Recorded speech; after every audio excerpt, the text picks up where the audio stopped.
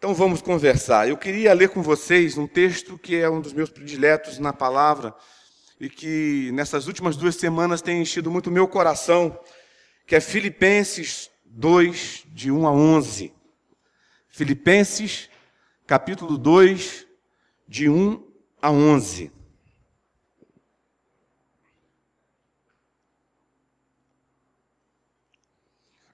Diz assim: se por estarmos em Cristo, nós temos alguma motivação, alguma exortação de amor, alguma comunhão no Espírito, alguma profunda afeição e compaixão, completem a minha alegria, tendo o mesmo modo de pensar, o mesmo amor, um só Espírito e uma só atitude. Nada façam por ambição egoísta ou por vaidade, mas humildemente considerem os outros superiores a si mesmos. Cada um cuide não somente dos seus interesses, mas também dos interesses dos outros. Seja a atitude de vocês a mesma de Cristo Jesus, que, embora sendo Deus, não considerou que o ser igual a Deus era algo a que devia apegar-se, mas esvaziou-se a si mesmo, vindo a ser servo, tornando-se semelhante aos homens. E sendo encontrado na forma humana, humilhou-se a si mesmo e foi obediente até a morte, e morte de cruz. Por isso, Deus o exaltou à mais alta posição e lhe deu o nome que está acima de todo nome, para que ao nome de Jesus se dobre todo o joelho, no céu, na terra e debaixo da terra, e toda a língua confesse que Jesus Cristo é o Senhor, para a glória de Deus Pai. Amém. Esse texto é gordo, é rico, é forte, é intenso. Esse mês é um mês interessante, amados, o mês de dezembro, porque eu creio que a principal agenda do mês de dezembro é a celebração de um evento que, para nós, simboliza a maior demonstração de amor que aconteceu no universo. Não é verdade? Qualquer nascimento de uma criança, aqueles que têm filhos sabem disso, aqueles que terão, estão trabalhando para isso, como o Rafael e a Priscila. O nascimento de uma criança é sempre uma festa, é algo festivo. E, de certa forma, é um milagre, porque é um milagre da vida acontecendo. Mas o que nós celebramos no mês de dezembro, como cristãos, vai além disso um pouco.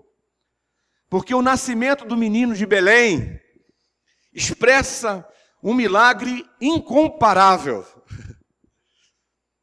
É um milagre apaixonante, um milagre transformador. Nós podemos afirmar com toda segurança, sem medo, que o mundo nunca mais foi o mesmo depois que o menino de Belém nasceu. Vocês concordam com isso? Depois do nascimento do filho da bem-aventurada, do filho do carpinteiro, do filho de Deus. E é interessante quando você pensa um pouco na história como um todo. Obrigado, minha mãezinha. Vou sentir falta dessa aguinha, mas tudo bem. Deus é bom. Essa aqui eu não pude beber porque essa aqui é água benta, é a do Márcio. Entendeu? É diferente, é especial, entendeu? A minha, mas brincadeira, a água é excelente, está uma temperatura boa, tá uma delícia. Mas voltando aqui.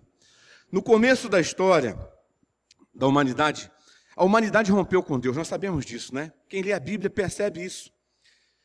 E pelo que a palavra de Deus vai desenhando para a gente ali, no livro de Gênesis, a Trindade Santa perdoou nossas ofensas, a nossa traição lá atrás. Deus Filho assumiu antes da história a consequência do ato humano da desobediência. Tanto que a palavra dita lá foi a seguinte: virá aquele que pisará a cabeça da serpente. Ou seja, já estava definido o projeto, o plano. E o sacrifício de Jesus na cruz selou esse ato de perdão. Ele foi selado ali, mas antes disso, antes do evento da cruz, Deus nasceu como um de nós. E é nisso que nós queremos nos ater nessa manhã. Deus virou gente. Ele encarnou. E essa encarnação gera uma série de movimentos no meio da humanidade, movimentos transformadores. Então, qual o primeiro movimento que eu queria compartilhar com vocês nessa manhã, gerado pela encarnação, é a identificação. Uma identificação que produz identificação. Você vai entender por que eu estou dizendo isso. Esse ato de encarnar-se tem a ver com identificar-se. Identificar-se com alguém é sentir junto com o outro, certo? É entrar na experiência do outro. E foi isso que Deus fez. A encarnação de Deus comunica um amor e que a razão humana não consegue descrever. Como que Deus, sendo quem é, se limita numa condição como a minha. O movimento que nós vemos aqui é o movimento do Criador, buscando reconciliar consigo mesmo suas criaturas. Criaturas essas que se afastaram dele espontaneamente, mas que ele ama. E por isso ele se identifica a ponto de tornar-se uma delas. Não é meio louco isso? Não há dúvida, eu creio que nenhum de nós tem dúvidas a respeito da onisciência de Deus. Deus não precisaria deste ato para saber como nós somos, não é verdade? Como nós nos sentimos. Mas o fato é que quando nós nos colocamos na pele do outro, o aprendizado nos leva para além do conhecimento. Quando nós nos colocamos na pele do outro, o aprendizado acontece por experiência. E uma coisa é dizer para você, eu sei o que você está passando porque eu li nos livros. Outra coisa é dizer para você, eu sei o que você está passando porque eu passei. O peso é diferente. A minha forma de ajudar as pessoas que passam por depressão hoje, e que às vezes, como pastor, a gente dá aquele suporte, ficou diferente depois que eu passei por essa experiência, como já compartilhei com vocês. Foram 3 anos num vale escuro, do qual eu não imaginava que pudesse sair ileso. E saí. Estou inteiro. E hoje, quando eu digo para alguém que a gente percebe que está vivendo um quadro depressivo, eu digo, eu sei o que você está passando. Isso não é conversa de pastor que quer consolar a ovelhinha, né? Isso aí é experiência, é o que eu passei. E aí, diante disso, fica claro que eu não sei da tua dor porque você me contou apenas, mas porque eu senti. Eu não sei do teu sentimento de impotência diante das dificuldades que você enfrenta, porque eu estudei o seu caso, mas porque eu estou experimentando como você, com você. Na identificação, eu fico próximo o suficiente para sentir, para experimentar. E com isso, qualquer reação, qualquer movimento na direção da busca de alívio para a situação será movido, será motivado pela experiência. E por isso será profundo e nunca superficial. Por isso Deus escolheu esse caminho, esse movimento. Ele sabe, por experiência, do que se trata ser humano. E essa identificação de Deus conosco nos trouxe vários benefícios. Nós temos um Deus que nos entende. Não é bom saber disso? Não é aquele Deus distante, com um livro de regras na mão, esperando você falhar para poder te punir de alguma forma, mas Ele entende. Eu fico imaginando até, às vezes, as nossas ações e os nossos pecados iniciando um start no juízo de Deus, né? Porque o pecado aciona o juízo. Mas a palavra de Deus diz que Jesus é nosso intercessor. Aí eu imagino Jesus talvez falando, pai, calma. Se é que isso é possível, né? Estou inventando aqui uma história. Pai, calma. Eu sei o que está na pele dele. Ele intercedendo por nós. Nós temos um Deus que nos entende, sabe exatamente o que sentimos, por que sentimos, não só por causa da sua onisciência, mas por causa da sua experiência. Foi isso que Cristo fez conosco. É disso que fala o Natal de Jesus. Essa encarnação, esse menino que nasce, identificou-se.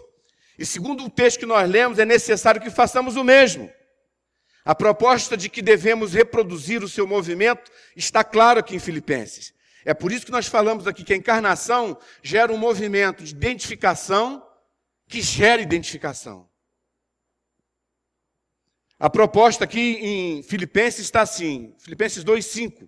Seja a atitude de vocês a mesma de Cristo. Dá para questionar isso, não? E deve ficar claro para nós, então, que nós nunca amaremos de verdade se não nos identificarmos com o nosso próximo. Nunca. Se não estivermos dispostos a nos identificar, jamais seremos uma comunidade. Poderemos até nos tornar um aglomerado de pessoas com objetivos e metas que realizam tarefas com a disciplina de uma colmeia, que seja. Mas se faltar a identificação mútua, nós seremos semelhantes a um mar de ilhas. Um mar de ilhas. Pequenas porções de terra isoladas dentro do oceano, sem comunicação. Não seremos comunidade. Pegando aí essa ideia, talvez a ideia de Deus é fazer de nós a ideia de comunidade e nos tornar um continente. É juntar essa terra toda. Se não estivermos dispostos a nos identificar com o próximo, o cumprimento da nossa missão será estéril, irmãos. Iremos na direção das pessoas visando apenas números. Iremos na direção das pessoas simplesmente para fazer proselitismo, tirar alguém de uma religião e trazer para a nossa, propondo a nossa como sendo melhor. E jamais comunicaremos vida, jamais geraremos vida.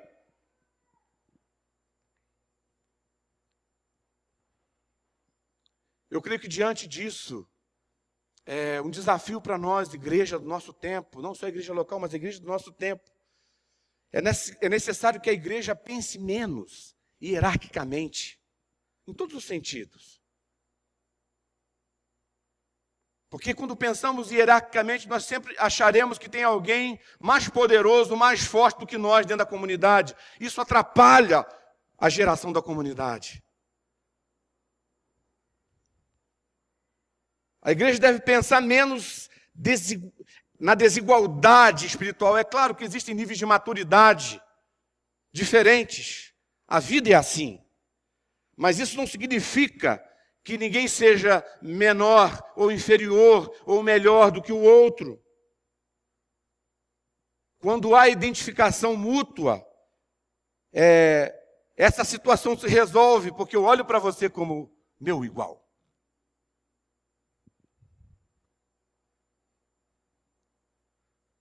Na identificação, para que esse processo de identificação aconteça, é necessário que a igreja seja menos religiosamente santa. Me entendam bem, tá? Nessa afirmação. No sentido de presas a rituais e tradições moralistas, etc. Que a igreja seja um pouco mais mundana. Calma, me entenda no que eu quero dizer com isso. No sentido de se aproximar das pessoas que ainda não têm Cristo. No sentido de se envolver na vida comum do mundo e estar próximo o suficiente para entender o que acontece no mundo. E assim conseguir dialogar com as pessoas com mais facilidade. Próximos o suficiente para poder buscar responder em Cristo as perguntas que estão sendo feitas no nosso tempo. Que não são mais as perguntas do século XVI. Quando aconteceu a reforma protestante, e às vezes a gente responde as mesmas perguntas. As nossas liturgias, as nossas falas, às vezes vão só nessa direção. Perguntas que as pessoas não estão fazendo mais. Próximos o suficiente, enquanto se põe em prática uma sensibilidade que acolha sempre, com muito amor. E apresente, então, depois o Evangelho, que é transformador, confrontador, o Evangelho de Cristo, mas apresentando não de forma teórica, de forma encarnada. A encarnação de Deus fez esse movimento em nossa direção, e esse movimento que é esperado de nós em relação às pessoas. Filipenses 2,5 de novo. Seja a atitude de vocês a mesma de Cristo. Amém? Amém. Um segundo movimento que aparece aqui nesse texto é a renúncia em favor de, que produz renúncia em favor de. Filipenses 2 diz assim também ainda: embora sendo Deus, não considerou que o ser igual a Deus era algo a que devia apegar-se, mas esvaziou-se a si mesmo.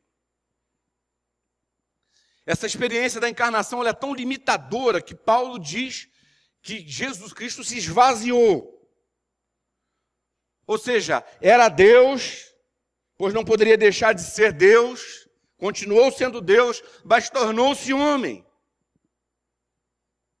Tornar-se homem para ele implicou um esvaziamento.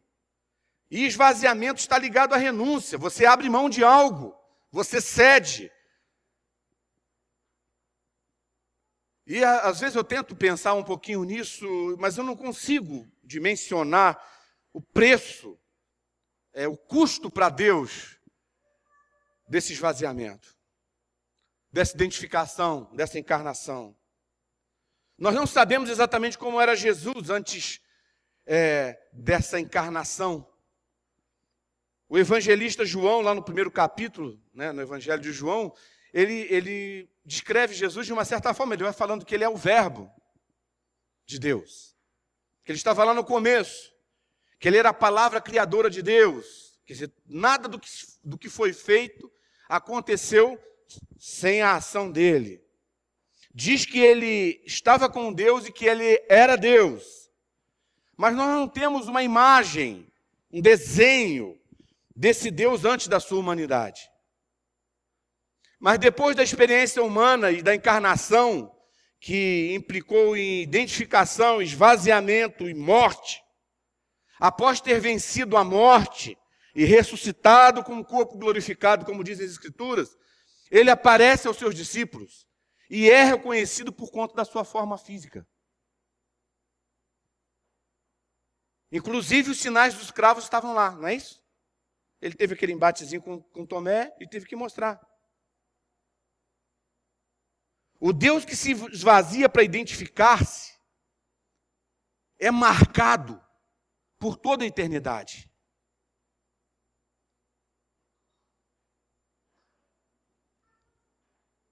Por conta desse ato de amor, ele é marcado. Isso aí faz surgir o ensino que nós precisamos trazer para a nossa vida. Não há como nos identificarmos com o próximo sem que esse processo não deixe marcas em nós mesmos.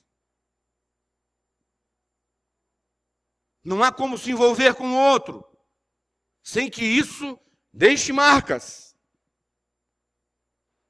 Eu não sei para você, mas para mim isso é extremamente difícil. Para o Celso, estou falando do Celso. É complicado, porque eu sou muito egoísta, gente. Eu sou treinado para pensar em mim mesmo, nas minhas coisas, nas minhas conquistas. Eu luto ainda contra uma natureza caída que me empurra sempre nessa direção, que diz para mim o seguinte: cara, se você tem que lutar por alguém, é por você mesmo. É pelas suas coisas.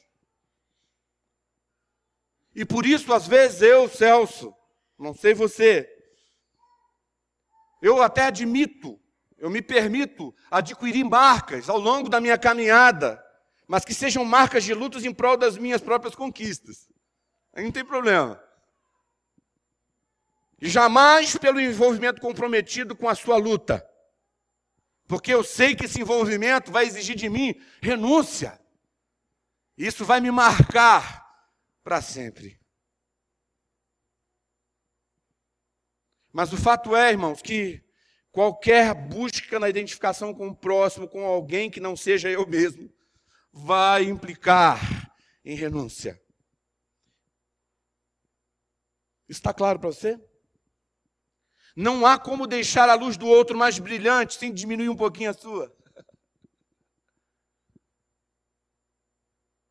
Foi isso que Jesus Cristo fez. E é o que nós devemos fazer. Filipenses 2:3 diz assim: nada, absolutamente nada, façam por ambição egoísta ou por vaidade, mas humildemente considerem os outros superiores a si mesmos. Aí voltamos à frase que está nos perseguindo ao longo dessa manhã. Seja a atitude de vocês a mesma de Cristo Jesus. Amém? E um terceiro e último movimento que eu vejo aqui nesse texto, gerado pela encarnação, é cuidado. Cuidado que produz cuidado. Filipenses 2:4 diz assim: cada um cuide não somente dos seus interesses, mas também do interesse dos outros. Como é difícil para nós, né? É interessante a motivação do Deus encarnado, né? Os interesses que estavam em jogo na encarnação de Deus, por trás da encarnação, eram os nossos. Você percebe isso? Eram os nossos. Nós sabemos, todos nós sabemos e falamos isso, até quando estamos evangelizando e testemunhando, dizemos, olha, Deus não quer que a sua criação se perca, não é isso? Ele deseja que todos sejam salvos.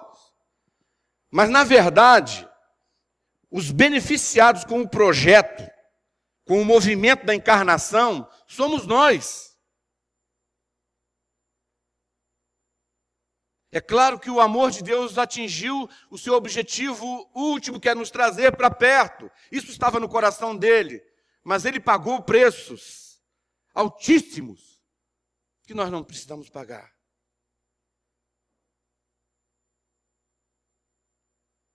É interessante porque, como nós falamos anteriormente, ele deu a capacidade à humanidade de escolher, de decidir.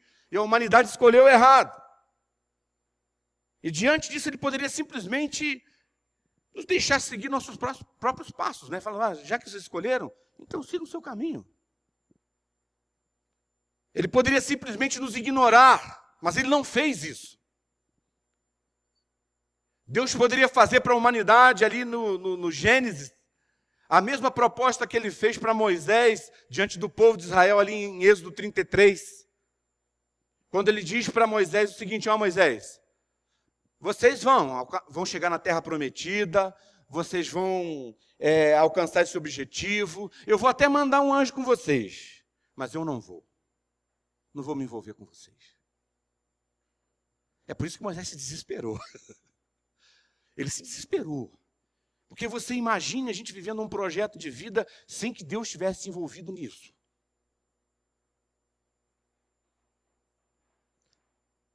Agora, ele poderia ter feito isso conosco, mas não fez. Ele decidiu se envolver, ele priorizou os meus interesses e os seus interesses. As nossas necessidades, ele priorizou isso.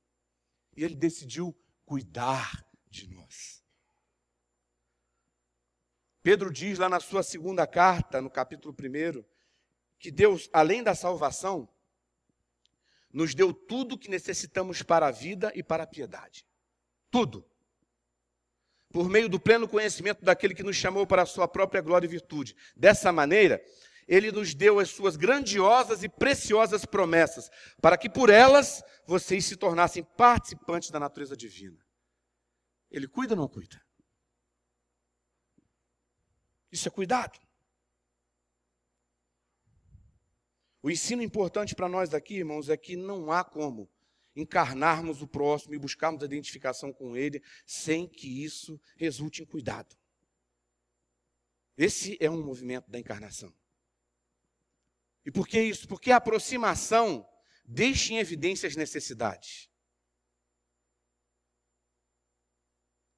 E se a aproximação acontece com a motivação correta, que é o amor, aquele que se aproxima através da identificação, ele não consegue ficar apático. Porque se aproximou por amor, está se identificando, então ele vê a necessidade e ele cuida. Ele provê cuidado. E por ter passado por um processo de esvaziamento, ele prioriza a necessidade do outro. Gente, falar sobre essas coisas mostra o quanto distante nós estamos, não é? Mas o quanto nós não podemos desistir, precisamos lutar. Deus agiu assim conosco. E a encarnação deve produzir o mesmo movimento em nós. Como que é o texto de Filipenses? Seja a atitude de vocês a mesma de Cristo Jesus. Para a gente enterrar, a gente ainda tem essa mesa aqui, maravilhosa para participar, que tem a ver com aquilo que nós estamos conversando aqui nessa manhã. Mas Filipenses 2, 8 e 9, diz assim: e sendo encontrado em forma humana, humilhou-se a si mesmo e foi obediente até a morte, e morte de cruz. Por isso, Deus o exaltou à mais alta posição e lhe deu o nome que está acima de todo nome. O fim último do movimento da encarnação é a glorificação de Jesus Cristo. O fim último é esse. A reconciliação de toda a criação com o Criador glorifica e exalta Jesus Cristo. A glorificação de Jesus, por outro lado, é a nossa fonte de esperança. Não é verdade? Se Jesus tivesse ficado no túmulo, onde estaríamos nós? Se Jesus tivesse ficado na cruz, onde estaríamos nós? A glorificação de Jesus significa para nós esperança.